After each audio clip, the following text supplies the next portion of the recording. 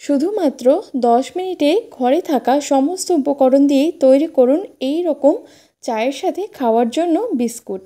খুব সহজেই এটি আপনারা বানাতে পারবেন আর এটি একদম দোকানের থেকেও দারুণ হবে খেতে। এইভাবে আপনারা কিন্তু এই বিস্কিটগুলো বানিয়ে অনেক দিন পর্যন্ত কিন্তু স্টোর করে রেখে খেতে পারবেন। তো চলুন দেখে নেওয়া যাক। ঘরের তৈরি এই বিস্কিট বানানোর জন্য এখানে একটা কাপ নিয়েছি। রেগুলার যে চায়ের কাপ হয় সেই কাপ মেপেই কিন্তু আমি সব উপকরণগুলো এখানে নিয়ে নেব। এখানে 1 কাপ পরিমাণে নিয়েছি রিফাইন্ড অয়েল আর ঘি। এখানে আমি দুটোই নিয়েছি। আপনারা চাইলে শুধুমাত্র ঘি দিয়েও কিন্তু এটি বানাতে পারেন, আর চাইলে আপনারা রিফাইন্ড অয়েলও ব্যবহার করতে পারেন। এখানে আমি নিয়ে নিয়েছি একটা বোলের মধ্যে। এইদিকে সেই কাপ মেপে আমি 1 কাপ পরিমাণে নিয়েছি চিনি। চিনিটাকে এখানে সরাসরি ব্যবহার করছি না, একটা ব্লেন্ডার জারের মধ্যে নিয়ে নিচ্ছি। আর এখানে নিয়ে নিচ্ছি দুটো এলাচ, ফ্লেভারের জন্য আমি নিয়েছি। তারপর এগুলোকে আমি সবগুলোকে ব্লেন্ড করে নিয়েছি। একদম চিনিটাকে গুঁড়ো করে নিয়েছি। চিনির গুঁড়ো এই বোলের মধ্যে ঢেলে নিচ্ছি আর একটু চালনি করে নিচ্ছি। এখানে চিনিটাকে গুঁড়ো করে ব্যবহার করেছি যাতে কাজটা খুব তাড়াতাড়ি হয়ে যায়। এবার খুব ভালো করে এখানে মিশিয়ে নিচ্ছি। চিনিটা খুব ভালো করে কিন্তু এখানে মিশে গেছে। এরপর সেই কাপ মেপে এখানে আমি 1 কাপ ময়দা নিয়েছি, একটা ছাঁকনির মধ্যে নিয়ে নিচ্ছি। টোটাল এখানে 2 কাপ পরিমাণে ময়দা নিয়েছি। এখানে হাফ চামচের মতো বেকিং পাউডার, আর অবশ্যই এখানে কিন্তু একটু বেকিং পাউডার ব্যবহার করতে হবে, বেকিং সোডা কিন্তু দেওয়া যাবে না। একটা 5 টাকা দামের গুঁড়ো দুধের প্যাকেট নিয়েছি, সেটা দিয়ে দিয়েছি এই ছাঁকনির মধ্যে। সব কিছু উপাদানগুলোকে একটু চেলে নিচ্ছি। এবার ভালো করে একটু এইভাবে সব কিছুর সাথে মিশিয়ে নিচ্ছি। সব কিছুকে খুব ভালো করে এখানে চামচের সাহায্যে মিশিয়ে নিয়েছি। এবার হাত দিয়ে ভালো করে মেখে নিচ্ছি।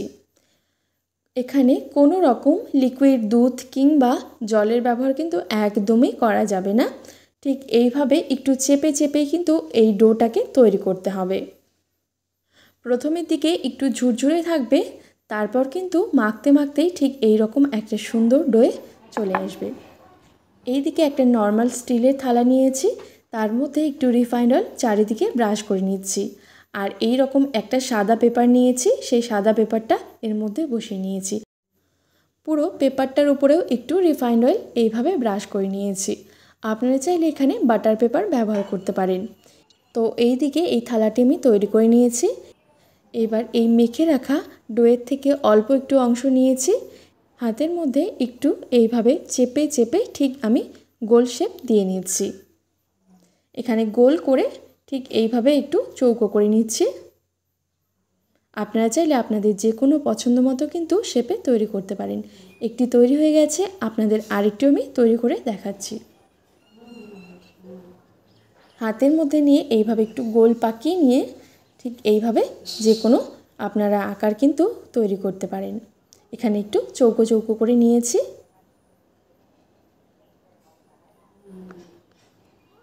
এই তো আরেকটি তৈরি হয়ে গেছে। একইভাবে এখানে আমি সবগুলোকেই তৈরি করে নিচ্ছি। আর একটু ফাঁকা ফাঁকা করে এখানে রেখেছি, যেহেতু বিস্কিটগুলো যখন বেক করব তখন কিন্তু আবারও একটু ফুলবে, সেই কারণে একটু ফাঁকা ফাঁকাই রেখেছি। আপনারা চাইলে ঠিক এইভাবেও রাখতে পারেন। আর এখানে আমি একটু ডিজাইন করে নিচ্ছি।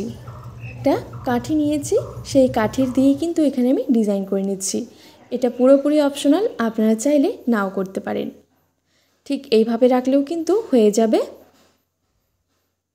এখানে আমি আমার পছন্দ মতো সবগুলো বিস্কিটগুলোকে এইভাবে ডিজাইন করে নিয়েছি। এইদিকে একটা কড়াই বসিয়ে দিয়েছি, কড়াইটাকে একটু হালকা গরম করে নিয়েছি। তারপর একটা স্ট্যান্ড বসিয়ে দিয়ে মাঝখানে সেই স্টিলের থালাটি দিয়ে দিচ্ছি আর এটাকে চাপা দিয়ে দিচ্ছি। একদম ঘড়ি ধরে 10 মিনিট লো টু মিডিয়াম ফ্লেমে বেক করে নিচ্ছি। প্রায় 10 মিনিট পর বিস্কিটগুলো কিন্তু একদম তৈরি হয়ে গেছে, সেটা তুলে নিয়েছি। আর দেখুন কত সুন্দরভাবে কিন্তু এই বিস্কিটগুলো একদম তৈরি হয়ে গেছে। আর এটি ঠান্ডা থাকা অবস্থায় একটু নরম থাকে, গরম থাকলেই কিন্তু বেশ মুচমুচে হয়ে যাবে। তো দেখতেই পেলেন কত সহজেই কিন্তু তৈরি হয়ে গেল ঘরে থাকা সমস্ত উপকরণ দিয়ে মাত্র 10 মিনিটে চায়ের সাথে খাওয়ার জন্য এই বিস্কিট।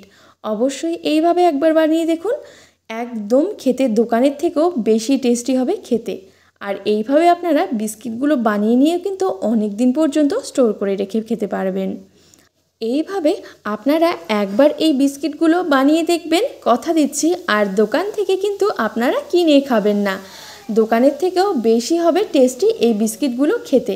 দেখুন একটা বিস্কিট ভেঙে দেখাচ্ছি, কত সুন্দরভাবে কিন্তু ভেতর থেকেও একদম তৈরি হয়ে গেছে আর দেখে কিন্তু ভীষণই লোভনীয় লাগছে।